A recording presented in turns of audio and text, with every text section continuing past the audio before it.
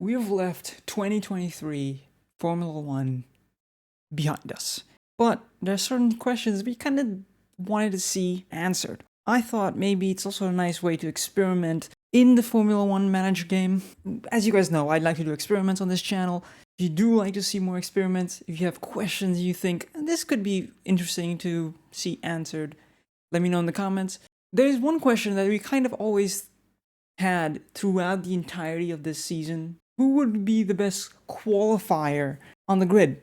Which team has the best driver pairing? Which are closest to each other? Well, you can't really see that because car performances are different, teams struggle. So, based on the driver ratings within the F1 Manager 2023 game, I'm using that as a basis and seeing what happens if I put every driver in the Red Bull in the same exact car in basically the same conditions. Who comes out on top?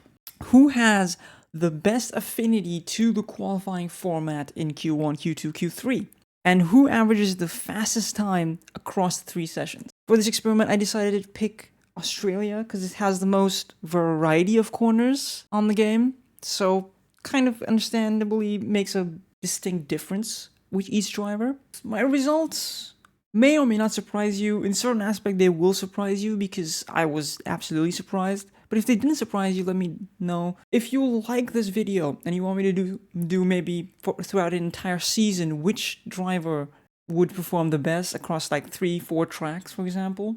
Because of course, drivers have their preferences on tracks, their home tracks, for example. For the sake of this experiment, I decided to put everyone in Max Verstappen's Red Bull. Best car on the grid, arguably the car that has most upgrades on it at a time, and I changed nothing else. The Red Bull Car 1 of Max Verstappen was the car we looked into for the entirety of this experiment.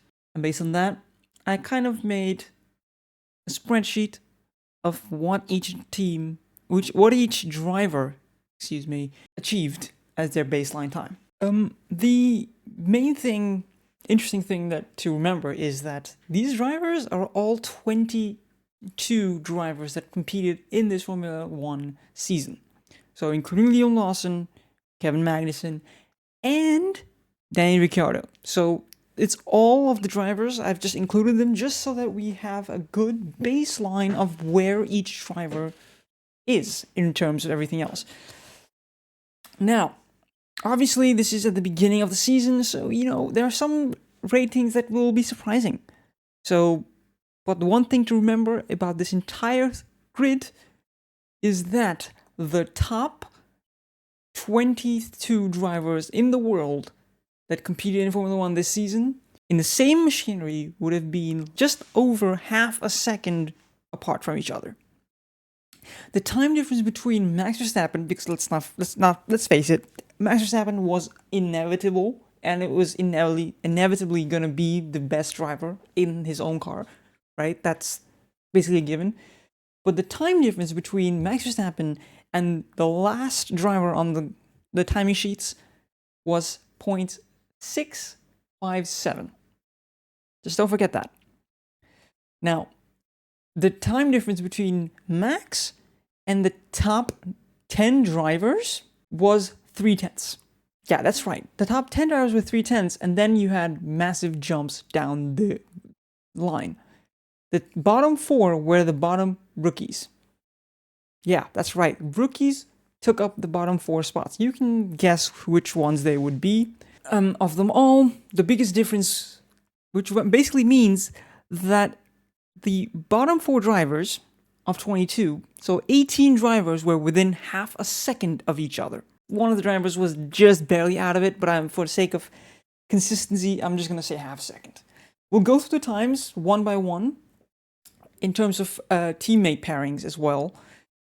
But incredibly, though, there were no times separated by more than half a second, except for 2 times that were separated by more than half a second. And those were between the rookies and the non-rookies in Formula One, and that was between Ricciardo and the person ahead of him and the person who was the final driver that consistently was highly rated by most people around the world. So are you ready to see the actual times? Because I've dilly dallied quite long enough, I think. Well, Max Verstappen set an average lap time of 117.6. He was the only driver to be in the 117.6s out of all the drivers we put here. He had 2 times in the 117.6s on Australia. Let's not forget this is in Australia, so don't mix it up with Austria. And it's not the Red Bull Ring. This is down in the land down under. I don't know why I said it that way, but next driver was Sergio Perez, which is kind of to be expected. But one thing we didn't expect was the time difference between them to be 0.073. So 73 hundredths of a second. That was the time difference between the two of them. And another 71 hundredths behind them was Charles Leclerc, arguably the qualifying specialist, the one driver that everybody watching Formula One sees as the qualifying specialist. Just let's not forget that Charles Leclerc did get a lot more poles in 2023 than we could have expected from a Ferrari.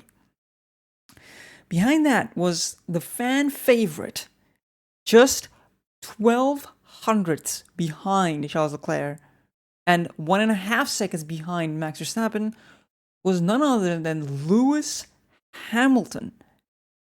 Now, Lewis Hamilton was right ahead of his former teammate and biggest rival when coming into the Formula One scene, Fernando Alonso, who was 1/18 hundredths behind Lewis Hamilton. Also within 0.2 of Max. Let's not forget, so far we are very much in the territory of, yes, these guys would, on their day, could have challenged Max Verstappen, and that's what this is showing us right now. One driver that you didn't expect to be higher up was Carlos Sainz. Just under half a tenth behind Fernando Alonso, but just over 0.2 behind Max Verstappen, with a time of 117.895 as his average. He was one of the only other drivers, other than the top 5, to get into the 107s across the board. He was the only driver to get there.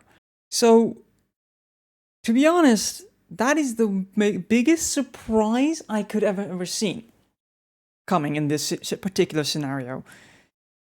I mean, people don't generally regard Carlos Sainz as a qualifying specialist, but his consistency of having all his times being within 0.2 of each other got him to this position, and I'm all for it. George Russell was right behind, with just 11 hundredths behind Carlos Sainz, with a 117.9. And then a driver that, to be fair, people sleep on when talking about qualifying specialists. And that's Valtteri Bottas. Yeah, that's right. Just 6 thousandths behind George Russell, with a time of 117.912.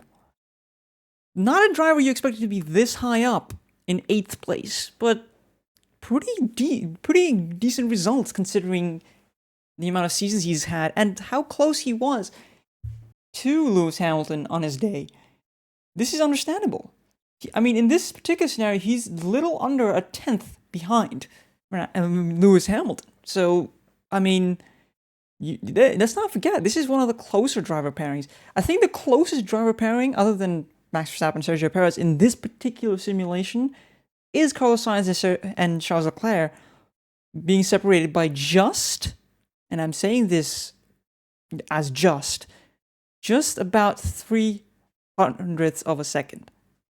Is that right? No, 6 hundredths of a second. That's not a big time difference.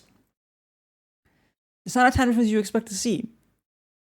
Then we have Lando Norris, which, to be honest with you, was something very surprising for me, because he got a 117.952, half a second half a tenth, sorry, not half a second, half a tenth behind Valtteri Bottas.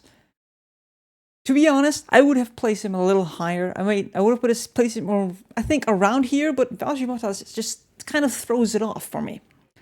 Then you've got the two Alpine guys, possibly the closest driver pairing in terms of pure pace, with Pierre Gasly and Esteban Ocon. The Alpine boys being another half a tenth behind Lando Norris with a 118.011, and then another 8 thousandths behind being Esteban Ocon. Then we have Daniel Ricciardo. Yeah, 7 hundredths behind Esteban Ocon. This is one of two of the biggest deficit jumps we're going to have here on this one. And it's surprising to say that this is one of the two biggest jumps because you don't really see this small margins. Imagine if Q1 was like this. That would be insane. I mean, to be fair, 2024 could result in this kind of grid, but let's don't hold my word for that. Then we have behind Daniel Ricciardo, we have Lance Stroll. People don't generally regard Lance Stroll on the same level as Daniel Ricciardo, but to be fair, this would be where you would expect Daniel Ricciardo to be and Lance Stroll to be, considering that Daniel Ricciardo had about almost a full season away, half a season away. And then we've got Alexander Albon. Arguably, the driver that surprised people the most in 2023. To be fair, you would expect Albon to be around the top 10, around top 9, 10 place, but not down here. Then we have Yuki Tsunoda, 6 thousandths behind Alexander Albon with a 118.129. Then you've got Kevin Magnussen, which kind of makes sense, with another 14 hundredths behind. And then we have Nico Hülkenberg. Lots of you will have seen the thumbnail and be wondering, why is Nico Hülkenberg so far down? I mean, Nico Hülkenberg honestly would have surprised people in a Red Bull, I think. He should have been much higher up. And that kind of does play into all of this. Nico Hülkenberg had several times getting him into the 117s. But his Q1 lap time that he did was just abysmal. He had a 118.3 as his 3.87, arguably the slowest Q1 time in this whole experiment. And as a result, his entire average was botched. If I change, for example, if I had changed his Q1 lap time to be a 118.045, for example, he would have been on a 118 flat, which would have put him around between Daniel Ricciardo and Lance Stroll. That's what it would have done to him. But unfortunately, that was not the case, and he did botch it a little bit. He could have been much higher up. He could have been up a few more positions, and that would have been more like, okay, yeah, that's where we kind of expect him to be. Then we have Zhou Guanyu, about 300ths behind Nico Hülkenberg. Nick de Vries having the biggest jump of the rookies, really separating the rookies from the experienced drivers, with a 1.1 tenths of a difference between Guanyu Zhou and Nick de Vries. Oscar Piastri was 3 thousandths behind him. Logan Sargent, another 300ths behind. And then Liam Lawson, another 3 thousandths behind. To be fair, these are times where you would be not so surprised because there's only 4 hundredths between Nick de Vries and Liam Lawson, which is a time difference that is not a lot. It's not a lot.